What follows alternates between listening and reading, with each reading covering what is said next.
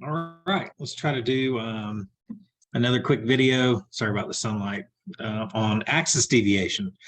So let's start here. I'll try to keep this as simple as possible. I think it's definitely worth something, a foundational thing for being a decent paramedic. So here we go.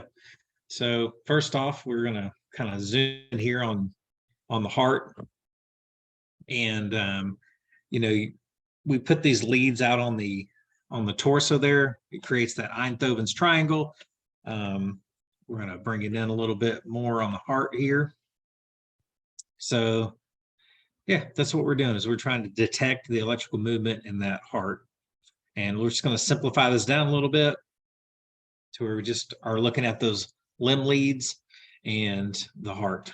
And we'll simplify that down even more because it creates basically a compass around that heart, that electrical field, that compass, and it's detecting which way the electricity is moving in that field. So we'll add to that, to the patient's left, the right of your screen, you'll see that's 0 degrees. Straight down is plus 90. To the patient's right shoulder, be your left looking at the screen, it's 180. And then as you go north, it's minus 90. And then we return back to 0. Well, we'll add a little bit more to that. We'll actually split this compass up into 30-degree sections. So let's add those 30-degree sections on there. So as you go down, it's plus 30, plus 60, plus 90, 120, 150, 180, then it reverses minus 150, minus 120, minus 90, minus 60, minus 30. I'm only adding those because when you do probably see the electrical gradient map of the heart, you'll have different degrees that you'll see. And actually, when you read those 12 leads, if you reference that, it'll tell you what those degrees mean. It'll tell you which way the QRS is pointing. And so it is useful information. It's just a lot to take in at first. So we're going to simplify this down to just leads 1, 2, and 3. Now, I did leave the little dashes in there to the patient's left, the patient's right. The dashes, the one that goes over to the patient's left, the right of your screen, is AVL. The dash that goes over towards lead 2, of course, is lead 2. That's at plus 60. You got lead 3, and then the one that's not shown, but it's dotted over the patient's right shoulder, is AVR. And you just have to remember that you have to place kind of the heart. You have to visually think of the heart as inside of this compass. But we're going to simplify it down even more. We're going to just look at leads 1, 2, and 3. And then I want you to think of the normal pathway of electricity through the heart, from the base of the heart down to the apex here. It is going almost directly at lead 2. So that's the normal kind of flow of electricity to the interventricular septum, apex of the heart, then it wraps around. And the reason, because lead 2 has kind of the best view of that movement through the ventricles, that's why we monitor the patient in lead 2. And as you look at these waveforms here, you'll see that lead 2 is the most positive view of that electricity. Lead 1 and lead 3 are all positive, but lead 2 is the most positive lead. And if you ever look at how a LifePak 15 and a lot of the cardiac monitors print out, they'll print out lead 2, lead 1, and lead 3. And the reason they do that is because lead 2 has the best view of the ventricles. And so therefore, that's your rate and rhythm strip. So when people send me 12 leads and ask me, what's this rhythm? Well, you don't get the rhythm from a 12 lead, you get the rhythm from lead 2. So 12 lead is only a 2.5 second snapshot per lead. So you can't tell in 2.5 seconds, what the rate and rhythm is. You really need like a 10-second strip. So that's why it prints out in that way. You got lead 2 at the top, that's your rate and rhythm strip. And then you got leads 1 and lead 3, so you can compare the axis, which way the electricity is flowing through the ventricles. So there's just that view again. We're going to simplify that even more because we know lead 2 is for rate and rhythm. Well, lead 1 and lead 3 is for our axis. So we're going to get rid of lead 2. We don't need it when we're determining our axis. Now, I know there's some books out there that reference lead 2, whether it's positive or negative for axis deviation, but I'm going to go through the causes of axis deviation, and I'll show you why you really don't need to know that. because we're going to use our physical exam, our patient assessment, to determine whether this is pathological or physiological. All right, so let me back that up. The normal flow of electricity through the heart, you can see, is it flows down through the ventricles, and you have a positive lead 1 and a positive lead 3. And this is what it will look like on the chart that you're going to see in all your reference material. They simplify everything down to just a big circle with a crosshair on it. And if it's moving in the correct movement there, the correct direction, you'll have a positive lead 1 and a positive lead 3, and that's called normal. So what's normal means that it's not diverting away from damage, and it's not getting pulled towards strain. So if the left ventricle, if the patient's hypertensive and that left ventricle is pumping really hard, then it's going to cause it to pull more electricity to that muscle so it can squeeze harder. Same with the right ventricle. If the right ventricle is pumping into increased vascular resistance in the lungs, it's going to cause strain on the right side, and it'll pull the electricity that way. If the left side of the heart has damage, is having a myocardial infarction, electricity does not like to flow through damage. It likes to go away from it. So you'll see deviation away from that damage. So it's either going to deviate away from damage or being pulled towards strain. So in this circle here with our 2, these are just R waves that we see next to the 1 and the 3. You can see in this chart, imagine the heart's right underneath there. It's flowing in the right direction. So that's called normal. All right, so there's that heart floating underneath there. So let's see if you can figure out which way the energy is going in this example. Lead 1 is positive and lead 3 is negative. So if 1 is positive, that means the electricity is flowing towards that lead. And if 3 is negative, it's flowing away from lead 3. Well, since lead 1 is over here on the left side of their heart, we would call that left axis deviation. And I just put the red arrow in there so you can see it's flowing up away from lead 3 and towards lead 1. That's called left axis deviation. And on your chart here, it's going to look like this, exactly like that. You'll have lead 1 will be positive and lead 3 will be negative. It's flowing towards lead 1. Now, some books will use AVF. Let me go back to here. See that 90-degree line pointing straight down? That's where AVF would be. I like to use 2 leads that are really spread apart a good distance, like lead 1 and lead 3, to help me with the axis. I can't get the sun on my face, so if I look like a zombie, I'm so sorry. So some books will use AVF. Hey, listen, whatever. That's what that book uses. I don't. I use 1 and lead 3. So left axis deviation. Left axis deviation can be physiological or it can be pathophysiological. So the physiological causes of left axis deviation would be obesity. I have a big belly. I don't know if anyone's noticed, and my stomach rides on my diaphragm. If my stomach's taking up more space, then my heart's going to be pushed over to the left a little bit. Same with 3rd trimester females. They're going to have a big belly, and their heart's going to be basically pushed over to the left or facing more left.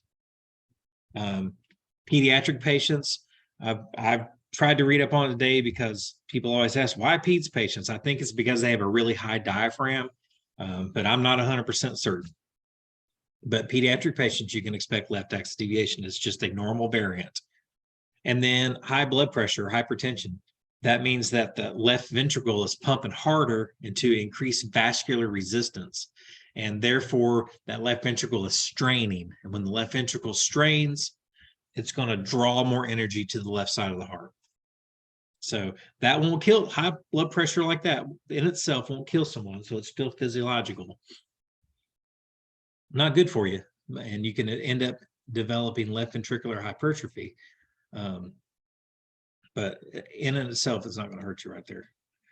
Pathophysiological causes, left ventricular hypertrophy, that left ventricle over time, it's pumped into increased vascular resistance. Maybe they have undiagnosed hypertension for a long period of time. So the left ventricle gets bigger and bigger and more muscular.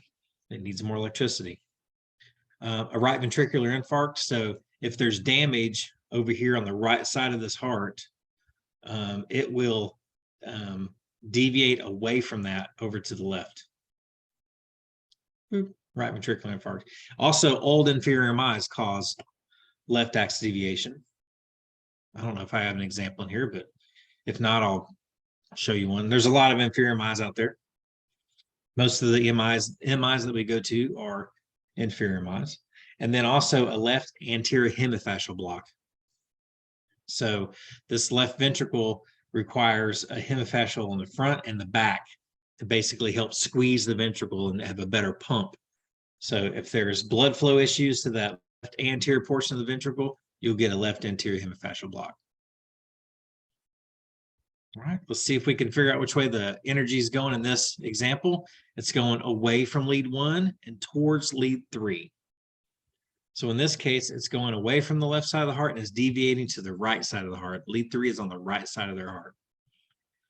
So that's which way the energy is flowing, and that is called right axis deviation. And on our chart, you'll see that lead 1 is negative and lead 3 is positive.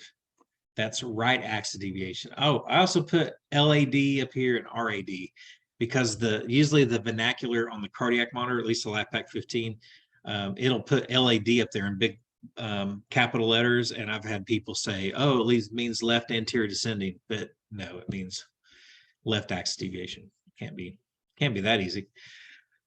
So right axis deviation, RAD, it means that it's either, well, first off, you need to know there's a saying, right's not right. So right is 100% pathological bad. So it's patho. So what causes the right axis deviation? It could be due to a left-sided over here, a septal anterior lateral infarct. And, those are called widowmakers. It could be a left posterior hemifascial blocks. That hemifascial around the backside of the heart is not getting good blood flow. It could be due to, those are all, it's going away from damage. And then it could be that the right ventricle is straining into increased vascular resistance. And we know the right ventricle pumps to the lungs.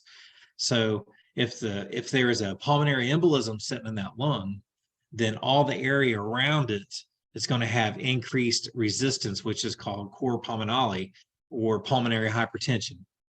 And the problem with that is you get into this EQ mismatch where now that high blood pressure is going through the circulation in the lung, and it passes those alveoli so fast it can't offload CO2 and it can't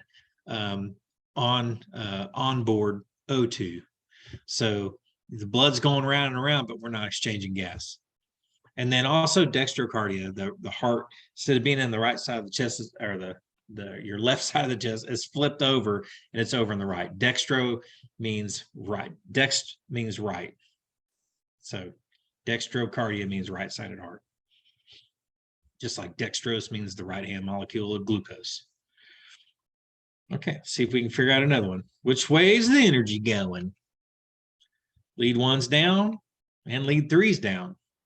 So it's going away from both of those leads. It's going up that way towards AVR. And this is one of when I say reference only, I'll reference AVR for these kind of rhythms, for rhythms that originate down the ventricles. So for this, we'll call it extreme right axis deviation. And it also has a saying called Northwest Territory, no man's land. And it's a result of ventricular rhythms. And you can see on our chart there, it has everything's negative here. Both of them are negative. And so if you have a difficult time, like I would literally draw this compass thing, and in between calls, I would fill it in, right? There's another method called the thumbs up method that you could use to learn this. And literally when I learned it this way also, is I would take a marker on my left thumb, write a 1, and on my right thumb, I would do 3 dashes for lead 3. And I would look at the strip on the table, just like right there.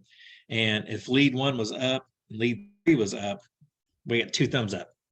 We're good to go, right? The electricity is flowing in the right direction. There's no strain, there's no damage. That's good. So we'll practice this real quick. So that's just me separating. You can see it. 2 thumbs up is normal. That's good.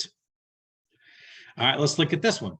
So I usually start with my thumbs like this. Lead 1 is up and lead 3 is down. One, When 1 is up and 3 is down, I do a little dance and I go to my left. So I have left axis deviation. And remember, it could be either physiological or pathophysiological. How do you figure out the difference? Well, when I walk into the room and say, hey, my name is Merle, I'm a paramedic, I know really quick if they're obese, pregnant, or a child. So those 3 things of the physiological things I can rule out really quick. And then the other one is hypertension. So check them, throw them on the little blood pressure cuff thing. If they're having chest pain, shortness of breath, it's most likely pathophysiological. Now, can pregnant women have heart attacks? Absolutely. They sure can. Can people with high blood pressure have heart attacks? Absolutely. But that will give you a clue that this could be physiological or pathophysiological. And you can see this really quick even before you get your 12 lead. All right. So here's this strip. Let's see. Lead 1 is negative and lead 3 is positive. So I have right axis deviation. See here, I lean to the right. And remember, right's not right. It's 100% pathological. It's either going to be damage to that left ventricle or it's going to be strain on the right ventricle. Both of those will kill you. Fast, quick, and hurry. Okay, let's do this one. Lead 1 is negative and lead 3 is negative. So in this case, both I have 2 thumbs down. That's bad, right? And that's extreme right axis deviation. So that is a ventricular rhythm that's causing that. And those rhythms are notoriously unstable. And we're going to have to do something about that. So yeah, that's axis deviation. It's pretty easy. It's a great concept to learn, though. I think everyone should learn it. So take your time, try to figure it out. Watch the video again. This is a short one.